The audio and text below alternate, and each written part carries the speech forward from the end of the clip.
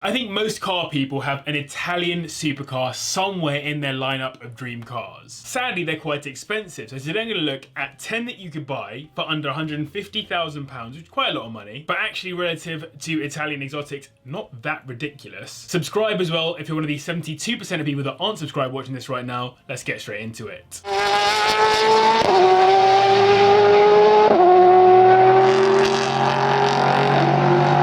The best thing about Lamborghini is how outlandish and crazy their cars are, which is why, even if it's not my personal cup of tea, I do have some respect for the Urus as an absolute monster of an SUV with proper Lamborghini styling. These come with a 4-litre twin-turbocharged V8 engine, which makes 640 brake horsepower, taking them to 60 in 3.5 seconds, full-on super SUVs. There's no denying the similarities between this and the Audi RS-Q8 though, but at least it's 1, significantly quicker, and 2, significantly more aggressive looking both outside and in. It absolutely deserves the Lambo badge. That's also not saying it isn't another example of luxury brands doing what Porsche did, trying to gain market share of existing Lamborghini owners who also have SUVs, but at least Lamborghini had the classic LM002 ready to remind people that they made similar cars in the past. The one thing I'll say though is if you dream of Lamborghinis, surely you dream of Aventadors, Murcielagos and the likes, not of SUVs, but I may be wrong. These listed anywhere from around £140,000, and for our 150k limit you'll be getting a 2018 model with 50,000 miles on the clock. I had the chance to drive a Ferrari California a little while ago, and it surprised me with just how much it felt like a proper serious Ferrari, despite often getting harassed for being the cheap entry car that you have to buy to unlock the chance to buy cooler Ferraris. After the Cali T, the Portofino is the car that replaced it, and I'll be honest, I think it's an absolutely stunning car that barely gets the love and attention it deserves. There's one quite common engine on this list which is shared by this car, a 3.9-litre twin-turbocharged V8 block, making 591 brake horsepower, taking it to 60 in 3.4 seconds. Very decent for a car that you can drive with the roof down. This is the first generation of base Ferraris to arrive after the split with Pininfarina, so while some have questioned the styling, I personally think they're pretty good looking. And they're fit for purpose too. You can get a set of golf clubs in the boot, even with the roof down, so for grand tour luggage they'd be perfect. £110,000 is enough to get you into one of these, and you don't need to spend anywhere near our 150k limit, as you'll be getting a 2020 model that's done around 2,000 miles for under 140k. I have always loved the idea of owning a more usable Ferrari, so it's such a shame that Ferrari have basically sacked off their line of shooting brake style cars, culminating with the GTC4Lusso T. Yes, we have the Pura Sangue now, but it's not really considered as a direct successor, and it's not the same vibes at all. This is an absolute stunner though, with that 3.9-litre twin turbocharged V8 engine that makes 601 brake horsepower, taking it to 60 in 3.4 seconds, very good for a family car. You could also get yourself the non-T within our price range, though it starts at the upper end, which got a naturally aspirated 6.3-litre V12 instead and all-wheel drive. Despite Pininfarina not being involved in this car, it got some traditional design features like the quad circular taillights. I personally love the beefy rear arches in particular, plus the fact that it's so rare that you find any cars truly designed to be shooting brakes nowadays, with even estates becoming less popular. These are only around £115,000 at the bottom end, and 150k will get you a 2019 model with 10k miles on the clock.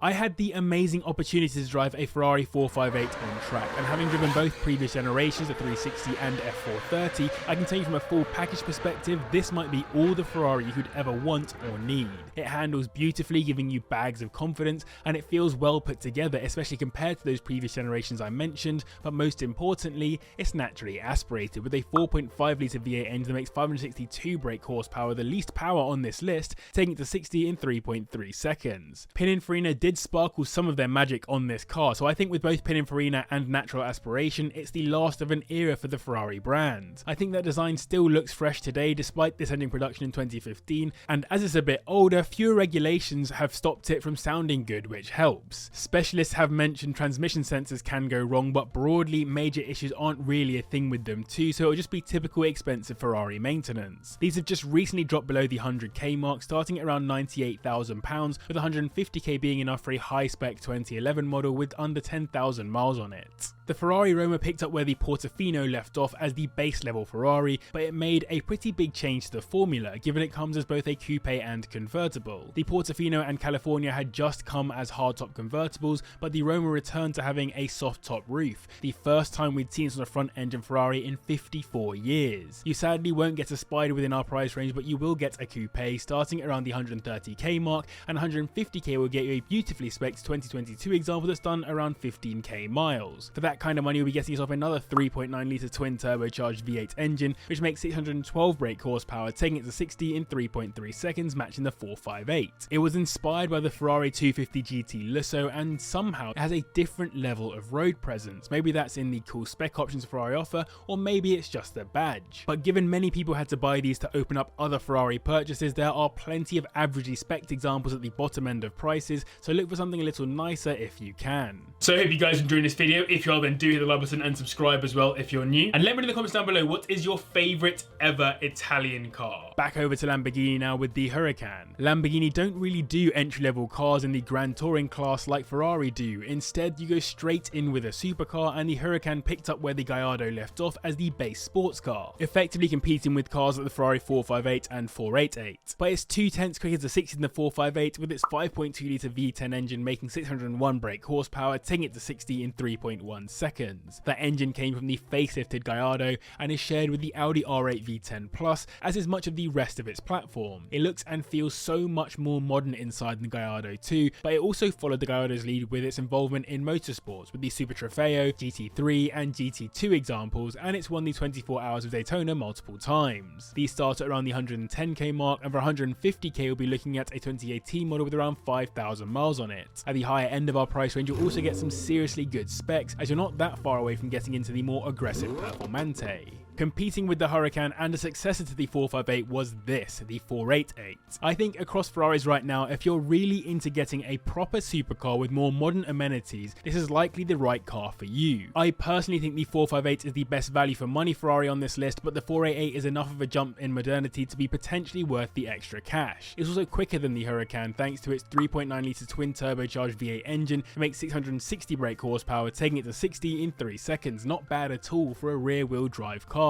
Even though it looks somewhat similar to the 458, it's a very different car, and it was the first Ferrari to get turbos since the F40. I also think it's a bit underrated because of its lack of natural aspiration, and the fact that it arrived at the same time as the McLaren 720S, which is significantly more supercar-esque than the comparatively sensible 488. 120k is what you need to spend to get into one, and 150k gets you a 2018 model that's done around 10,000 miles. The most insane thing you could do if you were buying a Ferrari brand new would be to buy a front-engined V12 example, as they are known to have the most obscene depreciation. The types of buyers that get into these seemingly do not care about residuals and just want something ludicrous. That's absolutely the case with the F12 Berlinetta, which was £240,000 brand new in 2012, which is just under £340,000 adjusted for inflation in 2024, yet today you'll find them starting at 138k, with our 150k limit getting you a 2014 example with around 25,000 miles on the clock. That'll get you into a lovely 6.3 litre V12 engined Grand Tourer that makes 729 brake horsepower, the most on this list, taking it to 60 in 3 seconds. Some serious performance. This is another Pininfarina design which succeeded the 599,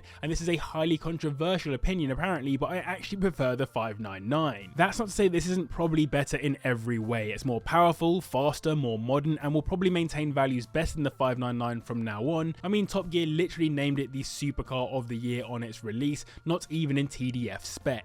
I mentioned appreciation with the F12, but the kings of depreciation have sadly been Maserati for quite some time. Given the MC20 is the only car on this list that isn't from Ferrari or Lamborghini though, I have to put some respect on its name. It's absolutely stunning, and despite some worrying claims by owners and journalists that the brand might not have been wholly telling the truth about this car's specs, it is increasingly offering good value for money. You're getting a 3 litre twin turbocharged V6 with these that makes 621 brake horsepower, taking them to 60 in 2.8 seconds, which is some serious performance. That's almost as quick as the new McLaren W1 hypercar. What's funny is that these share a lot of their DNA with the ultra special Alfa Romeo 33 Stradale, yet can be had for almost a 20th of the price. They were originally built around Alfa 4C test mules and could have had the Alfa badge instead of the Maserati one early doors. You're looking at spending around 230k to get into one of these brand new, but used today you'll find them starting around 140k, with 150k now being a barely used 2022 example. Taking the top spot on this list is the Lamborghini Aventador. I think I've shown you a bunch of lovely aspirational cars on today's list, but I would say the Aventador is the only car that truly hits dream car status as a level above pretty much everything else I've spoken about. Part of that dreaminess comes from that screaming 6.5 litre V12 engine, which puts out 690 brake horsepower, taking it to 60 in 2.8 seconds, matching the MC20, and made possible by it being all-wheel drive. There were so many versions of the Aventador throughout its 10-year run, but this original version, the LP700-4, is the one you'll be getting within our price range. It's got a carbon fiber monocoque and one of the most aggressive design languages of any Lamborghini to have ever existed. I think if you turn up to a car meet in one of these alongside every other car on this list, this will probably get the most attention, so if you're into that, this is the car for you. Today these start at around £145,000, so there are only a few that are available for under 150k. For that price you will get yourself a Roadster from around 2015 though, with around 50,000 miles on the clock,